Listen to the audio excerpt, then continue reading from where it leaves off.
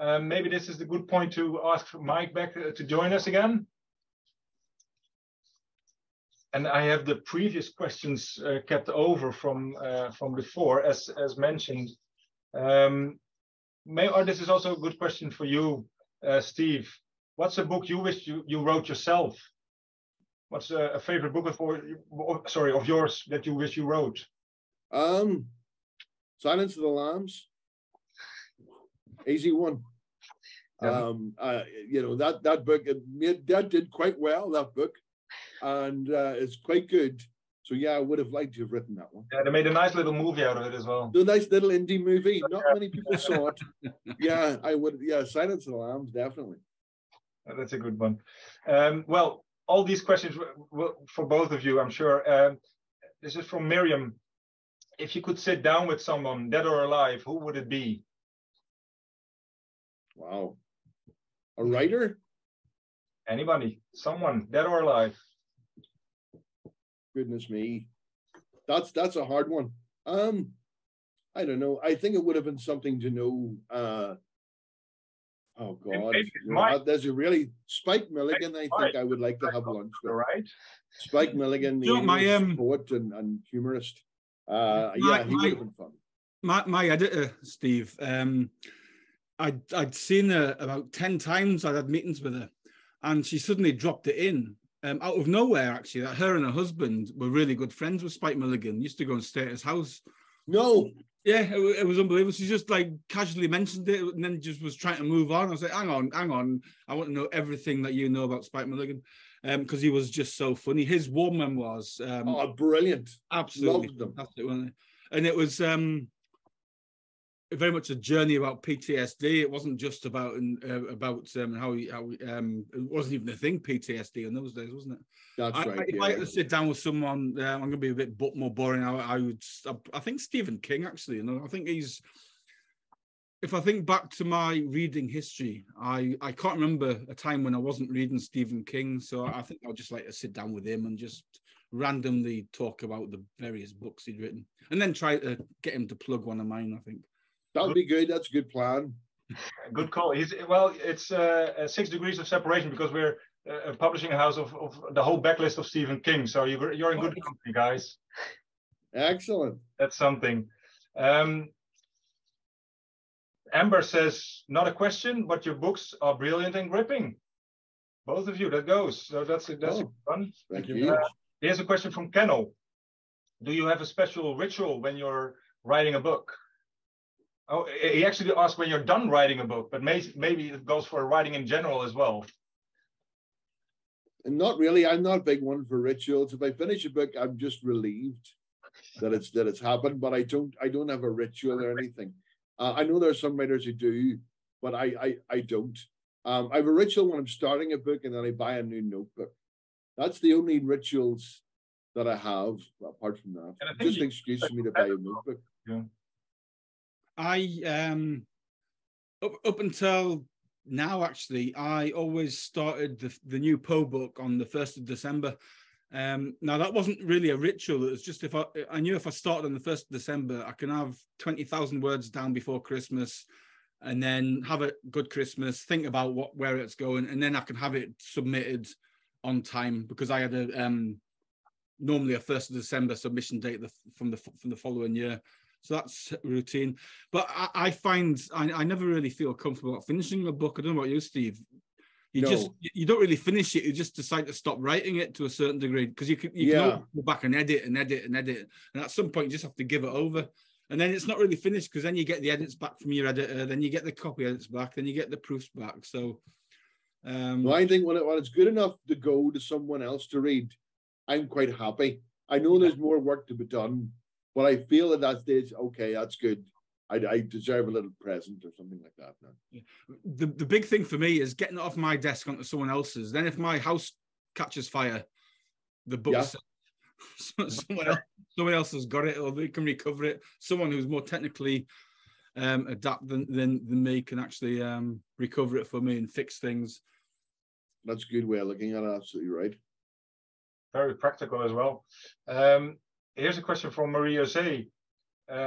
both of you are in the top of the thriller genre as writers. And Marie-José asks, would you choose a different genre in the future, even just for fun?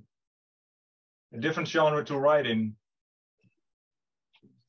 I've already started a book in the sort of the young end of the YA spectrum, fantasy. It's called Buckle Jones and the Sarcastic Shrunken Head, so you probably got an idea of how serious it is. It's unpublishable, but I do it for I did it just as a sort of just to take a breath from the crime books. But my agent says don't ever send this to me, so nobody's ever going to read it. Saying that, he said don't send Fearless to me, and that's sort of went a bit insane. So what does he know? Exactly. Send it to him. I'll send it to me and I'll send it to him. I don't know if I ever would. I used to harbor ideas of writing like an adult fantasy novel, because I'm a big fan of David Gemmell's series and Tolkien and stuff like that. So I sometimes would think about that, but I don't think it's something I'll ever do because it's so left field from what I'm writing now. So, but you never know. Never say never. I've no plans to at the moment. I can imagine that would be a whole different way of writing because of the world building, because you just mentioned how everybody knows New York. It's a familiar setting. But fantasy, of course, it's all about a made up world by the author. Is that something? That's true. That's true. That's fantasy's greatest asset, but also one of its big failings. Because quite often when I read fantasy books, I often put them down, and it takes me a long time to read them because the first 10 pages are telling me all about this world. And there used to be 8 kings and 24 wizards, 14 dragons. Everybody's dead now, and here's what happened. Whereas Gemmell was much better, because Gemmell's books normally started, quite a few of them started with 2 guys in the pub having a chat.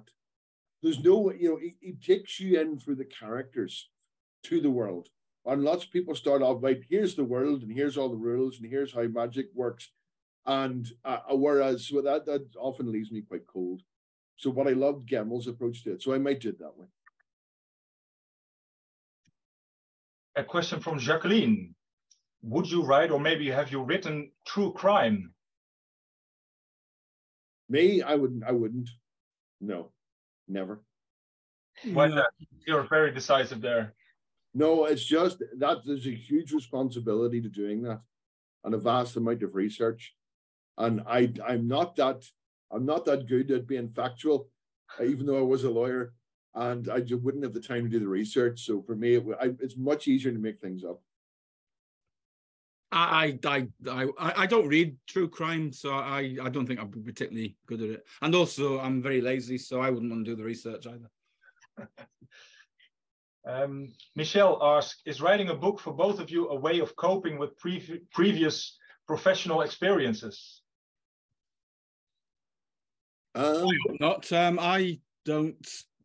I get asked this particularly because of my probation background, and I don't mean the cases I dealt with probation were just sort of nasty, low-level people who had murdered someone in a pub fight, or they'd murdered the wife, or something like that. Whereas I tend to write about these over-the-top villains who are doing extraordinary, cunning plans. So I don't see it as a way of coping with much. I enjoy writing. It's a pleasure. I look forward to Mondays, because that's the day when I can start writing again, because I tend to take the weekends off. So not for me, it isn't. I know there are some authors out there who would go do lally if they couldn't write, because that's just how they're wired. I think I'm soulless. I've got no emotions, I think. You've lots of emotions. I've seen you emotional. Yeah, they're all sarcastic ones, though, Steve. I don't know, but I don't think for me, sometimes I'll read something, some injustice, and that annoys me, and I'll put that in a book. But that's not the reason for me writing. I write to entertain people. I want you, when you pick up one of my books, you're going to be royally entertained, and you're not going to want to put that book down. So when I'm writing, I hope to be entertained as well by the writing, and hope to tell a good story, and there's pleasure in it for me doing that. So that's my reason for writing. And money, of course. There you go, of course, but it's I wouldn't do it. You both know, you both have a very clear way of why and how you write. You actually both know each other quite well, I think, through events together and whatever circumstances you've encountered each other. Miriam asked, would you ever write with another author and maybe you two together? That's my addition to the question. But would you ever think about writing a book with somebody else? Miriam?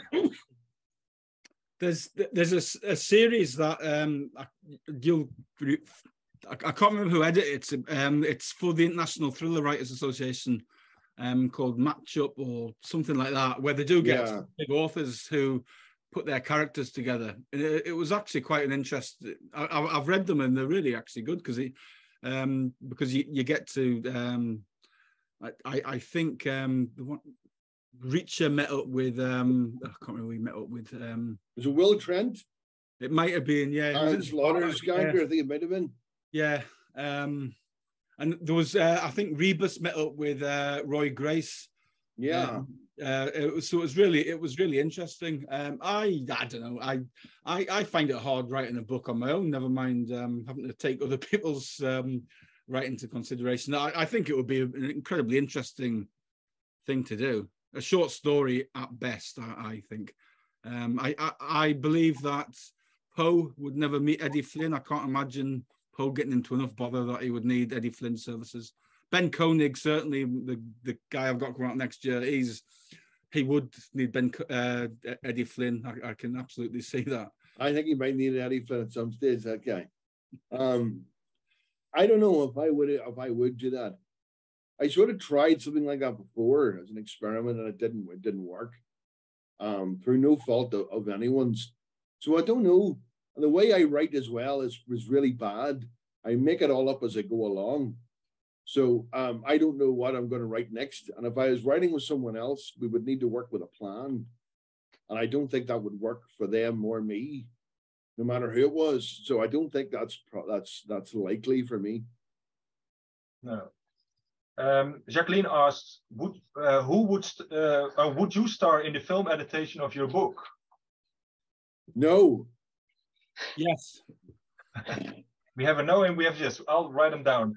But previously I read the question wrong. I thought, who would star in the film adaptation of your book? Do you see any an actor as a portrayal of your main characters?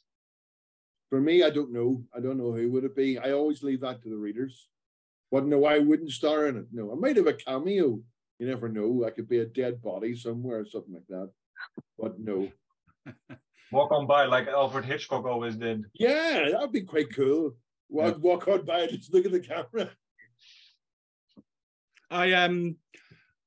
The Poe series has just been optioned for TV actually just last week, and so I'm involved in discussions about who might play Poe. And at the minute, they seem fixed on Sean Bean, which I think he's slightly older than I have Poe in my head, but I think Sean Bean is Sean Bean, so he would be absolutely fantastic, obviously. Before that, a few years ago, it was optioned and they wanted Jerome Flynn. So for a while, that's all I saw when I was writing the Poe series. But we'll see how it pans out. Ultimately, I'm not, but you just want a good actor, don't you? A good actor owns the role and makes it their own. Right. Anyway. You don't want an exact replica of what's in your head because it'll just be weird. I can't actually listen. I don't know about you, Steve. I can't actually listen to my audio books. It just feels. No, I can't either. It's all said in a different cadence. Yeah, a different rhythm to what's in my head. I listen to the start of it. I listen to different actors. And they all do a great job, but I can't listen to the whole thing the whole way through. Yeah, same. It's just because it's not how I think it sounds. And yeah. We asked this to Mike before because this is a question from Melanie that just came in. Maybe she wants to join our writing contest, Steve. Melanie asked, what is the best writing advice you can give an author or a wannabe author? The secret to writing anything is suspense. You ask a question at the start of your story, and then you spend a long time not answering it. You want the reader to be totally gripped. They can't put this book down. And the key to romantic fiction or, fantasy, literary fiction, everything is about suspense. That's a great piece of advice that a lot of people can take to heart. I think that is all time we have. Time flies when you're having fun.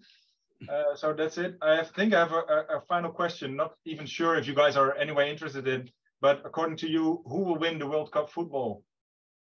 Oh, I don't care as long as it's not England. I only say that to annoy him. Well, to be honest, I'm more of a cricket fan, and England did really well against Pakistan today. I'm going to say France, but if we beat France, then I think, because I think it's likely we'll meet France in the quarterfinal if we get through Sunday's game, then I think we've got a chance. But I think France are the standout team at the minute. There you go. Well, we'll see. We'll see. Thank you guys so much for joining us tonight. This was a great discussion.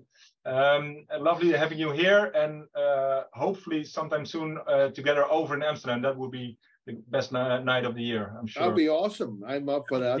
Yeah. You heard that, Mike? You remember? I'm booking my train ticket tonight. But you booked that. That's brilliant. Thank you so much, folks. Thanks, Tom.